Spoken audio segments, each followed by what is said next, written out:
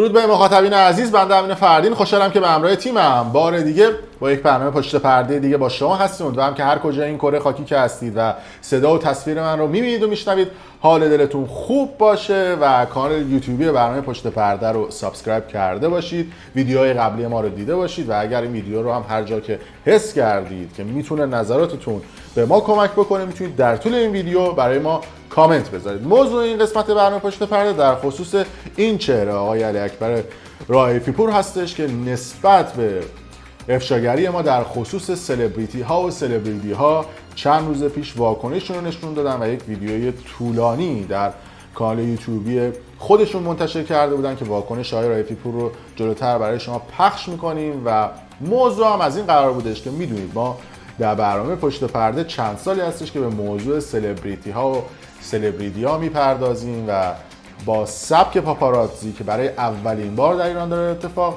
میفته اومدیم و راجع به سلبریتی ها واقعیتشون رو به مردم میگیم که آقا از اینها بت نسازید، اینها رو خدا ندانید، اینها رو خدا ندانید. چه کتابی شد.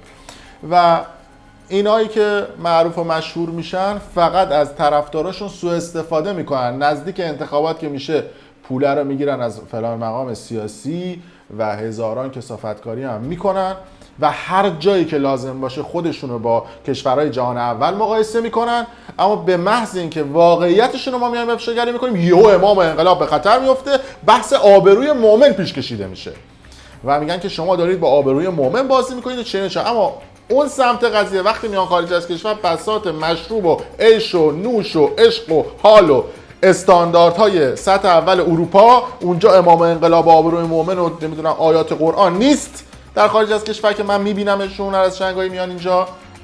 اما داخل ایران تا دلتون بخواد هر کاری که دلشون بخواد میکنن. نمونهش همین 2 هفته پیش بود، من کنار خیابون یه دونه صندلی گذاشته بودم توی کافه، من داشتم قلیون میکشیدم، آقای رضا عطاران رو دیدم، منو که دید روش کرد از اون طرف رفت 4 تا مغازه پایینتر و نوشیدنی درصد دار رو خورد. میگم که شما میاد تو اروپا یه دفعه شانسی تو دید من میخورید دیگه، ولی خب آقا یک رنگ باشید، قلیون میکشید دیگه آقا قلیون میکشید، مشروب میخورید دیگه میخواید مشروب بخورید. دو دسته بازی و ریاکاری تو کتمان نمیره و افشاتون میکنه. حرف اضافه نزنم، موضوع راجع به این چهره های رائفی پور هستش که اومدن و یه واکنش رو نشون دادن در خصوص نوع افشاگری ما در برنامه پشت پرده و تحلیل های رو ارائه دادن. بریم روی تصویر اول صحبت ایشون رو بشنویم و من نسبت به صحبت ایشون جوابی لازم و واکنشی رو خواهم داشت. ببینیم روی تصویر. سر ماجرای سلبریتی ها اگر بنده وارد شدم دیدید خبرم دارن همه. خب سر سلبریتی ها من البته اینا بگم، من با اینا 2 دستم، سلبریتی خوب سلبریتی بد. خب خوباشون رو اسم بردم، آقای یزدانی مخلصش هم هستم، براش توییت زدم، رسانه‌های مصاف ازشون همیشه تقدیر کردن. خب امثال هم زیادن، اما بخشی که مشکل دارن باشون وارد نبرد شدم دیگه، عملاً درگیری شد. خب اگر بنده وارد نمی‌شدم، علم مبارزه با سلبریتی دست کی بود؟ 2 نفر، همین آقای امید دانا، امین فردین.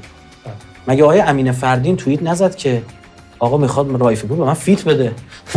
یعنی به پاسخی گرفت؟ من با هیچ کدوم از این آقایون. نکته که وجود داره این هستش که ما چند سالی هستش تو برنامه پشت پرده داریم راجع به بازیگرای افشاگری میکنیم و آقای رائفی پور هم الان توی تریبون هایی که داخل ایران هستش و چند جا دعوتشون میکنن برای سخنرانی، میره و در خصوص سلبریتی ها افشاگری میکنه. بعد از اینکه این افشاگری ها رو در خصوص سلبریتی ها کرد که البته اینو هم باید بگم که هر کسی بخواد در خصوص سلبریتی ها افشاگری بکنه دمش هم گرم، ما اصلا ایرادی نمیگیریم. علم مبارزه من دستم نگرفتم که آقای رائفی پور داره میگه که علم مبارزه دستش گرفته. نه، من اصلا نه ادعای لیدری دارم، نه ادعایی دارم که علم مبارزی گرفتم، نه ادعایی دارم که اصلا تو این فازا هستم. من سعی میکنم هر چیزی که اسناد مدارکش به دست من برسه و بدونم دونستن این اطلاعات به مردم کمک میکنه که از این سلبریتی ها بت نسازن. این تهیه کننده ها و کارگردان ها اگر رفتید تو اتاقشون مراقب باشید که به شما پیشنهاد ندن و از شما سوء استفاده نکنن، راه خودم رو درست رفتم. نتیجهش هم این بود که 800 تا از بازیگرهای خانوم اومدن و بیانیه‌ای رو امضا کردن و عملاً و علنا اعلام کردن که در صنعت پررونق سینما ایران فساد وجود داره.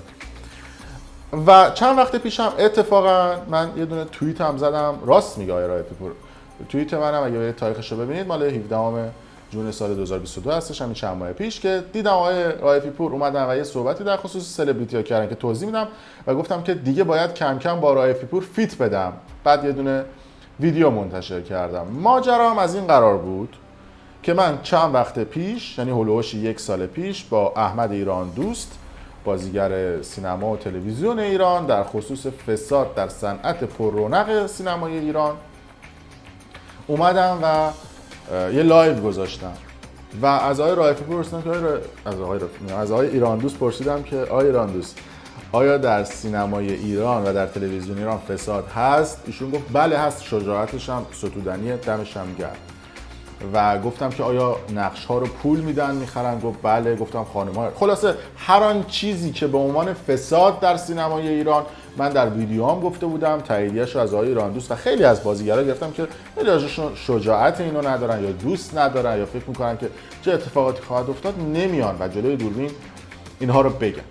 آقا رائفی پور هم اومد و همون صحبت‌های من رو توی تریبون‌هاش غرغره کرد. یعنی همون چیزایی که من گفته بودم و گفت، نه یه و بالاتر نه یه و پایین‌تر.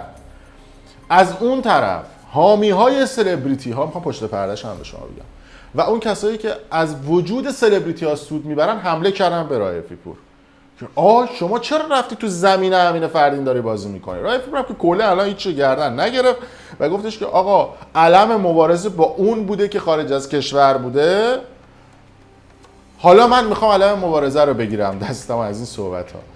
بریم یه تیکه از صحبت های آقای رائفی پور رو بشنویم که چجوری اومدن و صحبت های من رو غرغره کردن در یک از تریبون هاش. ببینید. قراره آقای ایران دوست مصاحبه داره با یه بابایی که میگه با یه بابایی منم. خب بگو همین فردین دیگه آقا، این چه کاریه؟ خب بگو همین فردین. خب حالا ادامه صحبتاش با اون شخص هم میذارم ما جلوتر. خب از این لایوهای اینترنتی میگه آره اینا اگه پسر باشه بخواد نقش بازی کنه بعد 5 تا دختر بده به اون. از این دختره که دور و برشن، اصلا یعنی چی دخترها دور و برشن 5 تا؟ مگه خروسه مثلا 5 تا مرغ داشته باشه؟ میدونی معنیش چیه؟ ببخشید این چه اسمی داره کسی که جور میکنه برای کسای دیگه؟ میدونی ما خوابیم آقا، بگید ما بیدار کنه یکی ما رو. اینا رو هم قبل ما گفته، فقط ما گفتیم ایراد داشت. مال بقیه خوب بود دیگه. یه چیزایی میشه، ما یه چیزایی میگیم. بعد میگه دختره باید بره سفر ترکیه یه دور کامل که اینجا نقش بگیره. بیشتر نقش میخواد بره اسپانیا، جزایر قناری. مثلا احتمالاً مثلا انتخاب کنه نقش نگاه کنه تو نه تایش مثلا شابدالعظیم بریم برگردیم. نه این باید بریم نیویورک، سریال طولانیه. من نگفتم.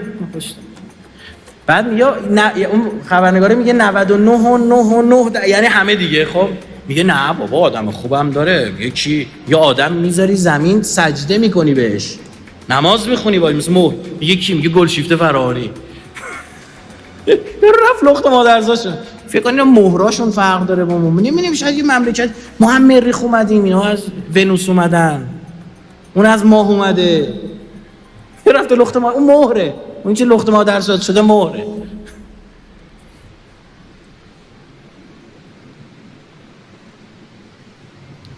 تو شما مهراتون اینن، عرقاتون چی هن؟ بدنه هنری ما سالم، متعهدن، کشورشون رو دوست دارن. 4 تا عروض و لوباش دارید توتون، خودتون اینا رو بریزید بیرون. خودتون به اینا کار ندید. اینو من نمیگم، داریوش ارجمند میگه، قبل من گفته. من گفتم ناراحت شدید؟ داریوش ارجمند میگه سینما رو تبدیل کردی به لنگ هموم، هر کس و ناکسی میاد تو میبندی دورش. میگه داری سناریو رو میخونی، بگو من تو این فیلم بازی نمیکنم. توهین به کشورمه، توهین به ارزش‌های مردمه. همینا دم از آزادی بیان میزنن، حرف مفت. به خدا قسم برن یه گاو وایسته جلوی ماشینشون 2 ساعت تکون نمیخورن. میگه احترام به گاو در هند واجب است. خب حالا بگذاریم که این ویدیو رو هم حالا بعداً به صورت کامل ببینید در کانال یوتیوبی من و بریم نظر آقای رایفپور رو یه ذره من بیام عقب‌تر بشنویم در خصوص برنامه پشت پرده و امین فردین و اینا و ادامه توضیحات من رو خواهش ببینیم. 2 نفر، همین آقای امید دانا، امین فردین. مگه آقای امین فردین توییت نزد که آقا میخواد رایفپور به من فیت بده؟ یعنی به پاسخی گرفت؟ من با هیچ کدوم از این آقایون. خب ببین من این نکته هم بگم، میگه که پاسخی گرفت. سلطان شما یه مسابقه 50 دقیقه‌ای کردید، در 12 دقیقه شجاع ما بود. خب این پاسخ دیگه. والا خواستم اینو در جریان باشید. یه نکته این پرانتز بگم و بریم جلوتر. اینکه امثال آقای رایفپور و بقیه افراد میان صحبت‌های ما رو توی تریبون‌های داخل ایران غرغره میکنن یا همونا رو میگن یا بیشترش میکنن یا اطلاعات خودشون رو بهش اضافه میکنن یا تحقیقات خودشون رو بهش اضافه میکنن و میگن، ما اصلا ناراحت نشون، تازه دمشون هم گرم. اصلا چیز پیچیده نیست، بحث علمه هم نیست تا که گفتید علم مبارزه و اینا. دمتون هم گرم، اصلا این کارو انجام بدید. من در رسانه هم هدفم این هستش که اون فساده ورداشته بشه. اصلا علم مال تو، همش مال تو، اصلا رسانه منم مال تو، همش مال تو. رسالت اینه که اون فساده برداشته بشه. علم دست این و اون نداره که شما انجام بده، اصلا خوبه شما خود شما انجام بده، بقیه صحبتشو بشنوید. وارد شدم، وارد میشیم، میگن چرا وارد میشیم که اون نشه اون تحلیلگره. تحلیل تو اینه دیگه، اون نشه اون تحلیلگره. میگه چرا دوتاتون با هم دیگه سلبریتی رو زدید؟ یه سال مگه من گفتم تحلیلگرم؟ میگه ما وارد شدیم که اون نشه تحلیلگره. والا من بخوام تحلیلگر باشه. بعد اینم خواستم در جریان باشه. تا این حد احمق وارد نمیشیم، میشه تنها کسی که حرف زده مردم میرن رجوع میکنن. خبرگزاری داخلی انقلابی هم میزنن. بله خب بعد چه اتفاقی میفته؟ میرن اونجا چرا اینا حرف اینو گوش میکنید؟ بابا خب منم دارم حرف میزنم، چرا در مورد یه مقوله حرف زدیم؟ بابا خیلی شما کارتون درسته، خدا نکنه خیلی کارتون درسته. ببین از این موارد من خیلی دارم. خب این از این بریم اشاره کنیم به اول صحبت‌های آقای رایفپور که اصلا بحث چی بود که یهو بحث ما شد. این بودش که میگفت یه سری از تحلیلگرا و یکی از کارشناسای تو ایران رو میزنن، ممنوع کار میکنن، ممنوع تصویر میکنن، تو رسانه ها باشون بها نمیدن و چنین که مردم رجوع میکنن به افرادی که خارج از کشورن، نظیر امین فردین و نمیدونم سایر افراد دیگه. و چون مردم مراجعه نکنن به اون افراد، من اومدم و ورود کردم نسبت به این قضیه. این تحلیل آقای رایفپور هستش که منم اومدم تو رسانه‌ام گفتم که اینم در جریان باشه. ببینید این که وقتی همه تحلیلگرا رو تو ایران زدید، وقتی پشت سر همه حرف درست کردید، اینو با خود انقلابی دارم، همه ممنوع تصویر شدن، همه ممنوع تصویر شدن، به هر کسی یه چیزی بستید، مردم کی تحلیل رو بودن؟ کسی که دم دستشون باشه. از اخبار آبکی صدا سیما مردم تحلیل سریع میخوان، به روز میخوان، تحلیلی که به سوالاتشون جواب بده، نه دیپلماتیک باشه. خب من سخنرانم تحلیلگرم، بسیار بسیار کار سخته که به زبان ساده به من خیلی سخته. بعد خیلی چیزا رو نمیتونی شما بگی. الان این داره از ما تعریف میکنه یا داره ما دیس میکنه؟ من نمیفهم. میگه کار سخت آرزو میکنه، نمیدونم. حالا بریم بقیه‌اش همین. پس چرا نمیگی؟ خب من اینو بگم تشویش از آن عمومی میشه، من اینو بگم مردم میترسن، من اینو بگم اصلا یه جایی ممکنه و خدا نکرده به هم بریزه، اینو بگم دشمنم میشنوه. خیلی کار سخته. من اون کسی که خارج از کشور راحت تر میتونه تحلیل کنه، تا دست ما میگم بسته تره. به اینکه ما باید دستمون بازتر بشه. سالها خود من ممنون سخن دادم، سالها تلویزیون اجازه نمیده. آقا مثلا ما تو غرب البته یه نکته بگم به مخاطبان ایشون و به مردم، اتفاقا تو ایران کار خیلی راحت تره، به خاطر اینکه شما تو ایران راحت میری با یه جریانی، با یه سازمانی، با یه جایی میبندی، انقدر لایه امنیتی، یعنی با سپاهی، اطلاعاتی، بیتی، نمیدونم پلیس فتایی، نمیدونم بسیج منطقه‌ای، بسیج دانشجویی، بسیج دانش آموزی، یه جایی میبندی و میری تریبون میگیری سخنرانی میکنی. دیگه کسی نمیتونه تو مملکت خفتت کنه و بگه چرا این کار رو انجام دادی. ولی خارج از کشور آقا یکی کسی تق بیاد یکی رو بزنه، کسی نمیفهمه مثلا کجا بوده، چجوری بوده، با کی بوده، با کدوم جریان بوده، کجا بوده. اینکه ما بگیم که طرف خارج از کشور داره راحت تر فعالیت میکنه، نه این حرفا نیست. بفهمن بقیه‌اش رو ببین. شناسی کمتر کسی مثل شهریار زرشناس داره. عمرشو گذاشته ایشون، سوی چشمشو برای این کار گذاشته. من جایی بودم گفتم که چرا ایشونو دعوت نمی‌کنید؟ تو پیشاشو میزنه. ببین شما خب بسم الله، وقتی تو شهریار زرشناس و غرب شناسی نکنی چی میخواد بکنه؟ من میذارم به حساب نفهمی. خب که بابا بفهم، یه بخشی از جامعه اینه. چرا نمیخوای بفهمی؟ خدا گواهه بنده یک مرتبهشون از نزدیک تا الان ندیدم، یک کلمه باشون حرف نزدم تا الان. اما خب دارم میبینم، کتاباشو دارم میبینم، بحثاشو دارم، چند بارشون تو تلویزیون شما میبینم. خب مردم از این که نمیتونن تحلیل بگیرن، راش هم که نمیدید، میگه چرا ریشاشو داره میزنه. بعد اکی من تحلیل بگیرن وقتی با جریان مواجهه اهم و مهم نمیفهمه. چرا مردم رفتن سراغ تحلیلگر دیگه؟ اون تحلیل توهین به اسلام کرده، غلط کرده توهین به اسلام. حالا ایناش که راجع به یه شخصی دیگه است که نسبت به عقاید و باورهای افراد توهین میکنه و حالا صحبت‌های روی قضیه دیدیم. میتونید به ویدیوهای کاملش رو هم حالا تبلیغش هم میشه برید توی کانال یوتیوب خودش ببینید یا جای مختلف گذاشتن ببینید. اما دوباره فلش بک میزنم به عقب و اون جایی که آقای رائفی پور میاد میگه که چون این افراد ورود زده بودن من اومدم ورود بزنم که پرچمو بگیرم دستم. آقای رائفی پور با یه روز و دو روز نمیشه.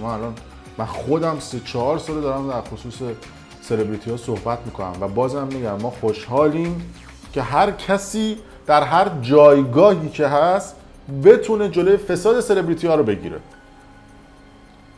اونی که تشنه اینی که لیدر باشه، اونی که تشنه این باشه که بخواد بگه پرچم دست منه، اونی که تشنه این هستش که بخواد بگه من اولم، من بودم، بهتر بودم، اون دنبال امتیازگیری و باجگیری خودش. من والا نیستم، حالا هر کس دیگه از باشه. من فقط میام ویدیوامو تولید میکنم میذارم که این فساده برداشته میشه. چقدر حمله شده به من تو این سالها، مگه نشده؟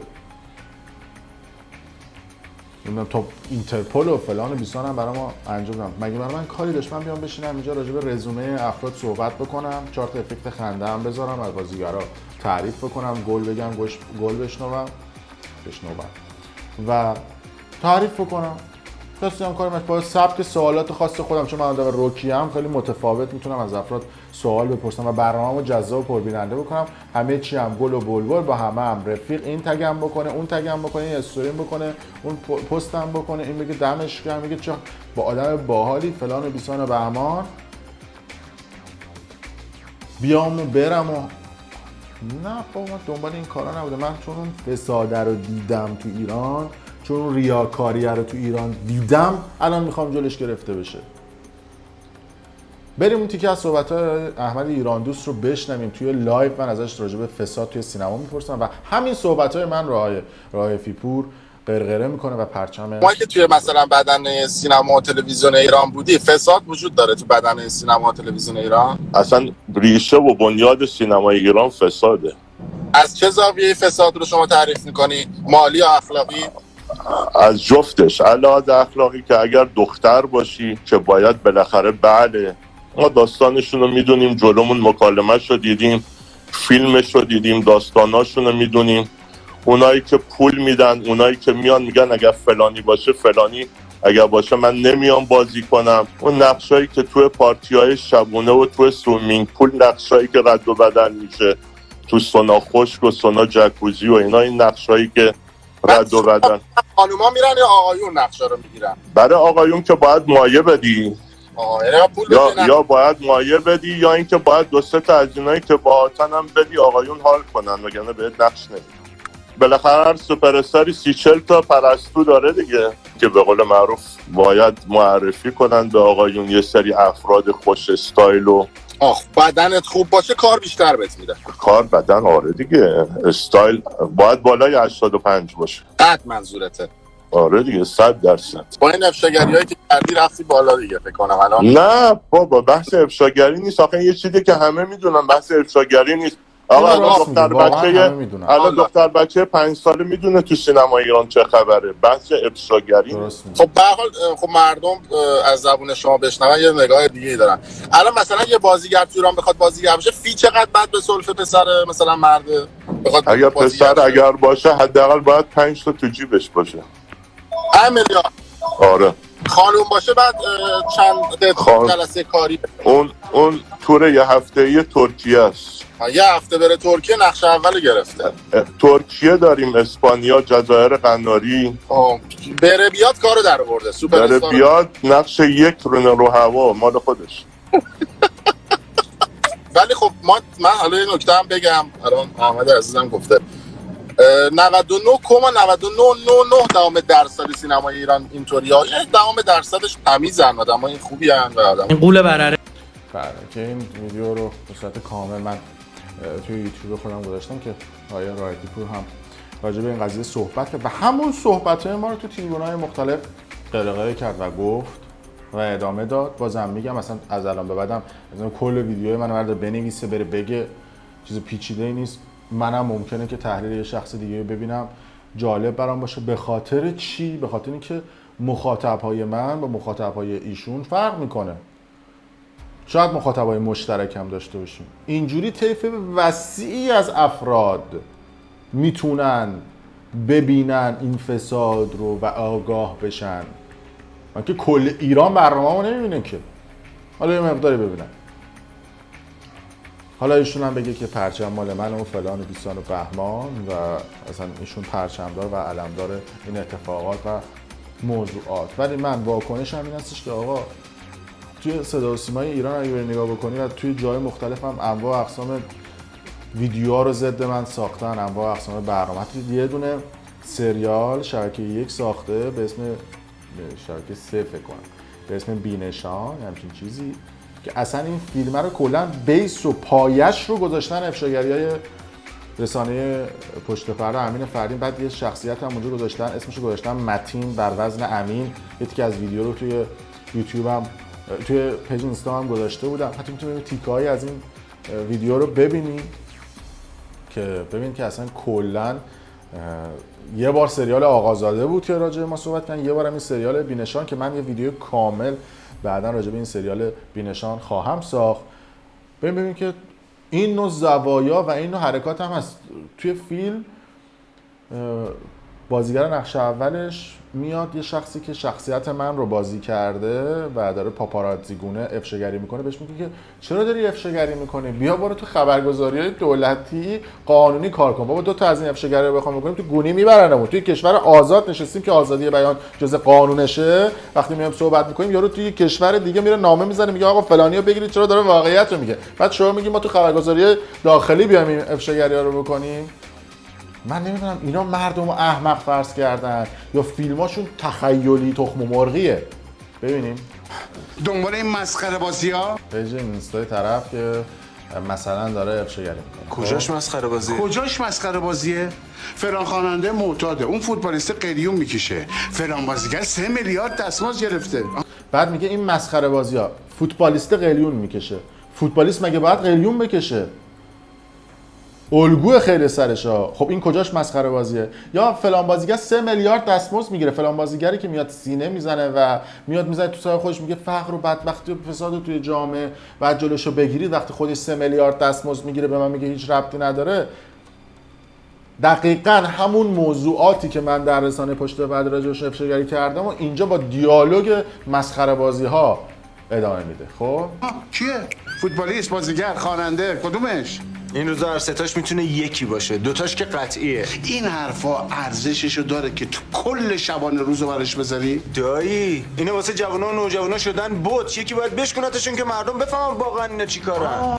این دیالوگی که من گفتم تو ویدیو هم از روز اول و همون دیالوگ رو اینجا کردن، دیالوگ سریال. تو میخوای برای مردم کار کنی؟ اگر میخوای برای مردم کار کنی باید راه درستش این کارو بکنی. راه راه درستش چیه؟ راه درستش اینه که بری توی سایت خبری درست درمون وایسی فعالیت کنی.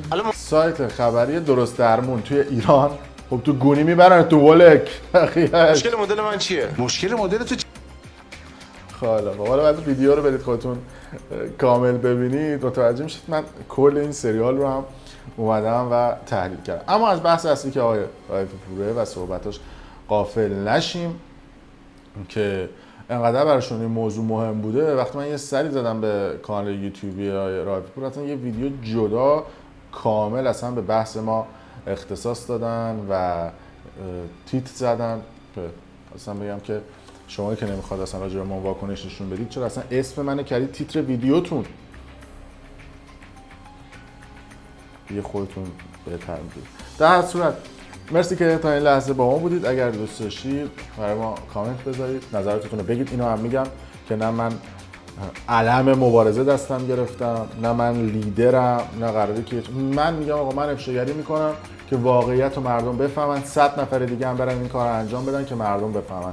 دمشون گرم. اونا بخوان این کار رو انجام بدن انگار مسیر من رو رفتن. آدمی که اعتقاد به هدفش داشته باشه، که آگاه کردن جامعه باشه، وقتی 100 نفر دیگه هم کنارش باشن که بخوان یه جامعه رو آگاه بکنن، بزرگتر میشه اون جامعه آماری و افراد بیشتری میتونن توی جامعه آگاه بشن. کل سیستم هم بر همین پایه میچرخه، نه چیز دیگه، نه لیدر سیاسی هم، نه لیدر اجتماعی هم، هیچ.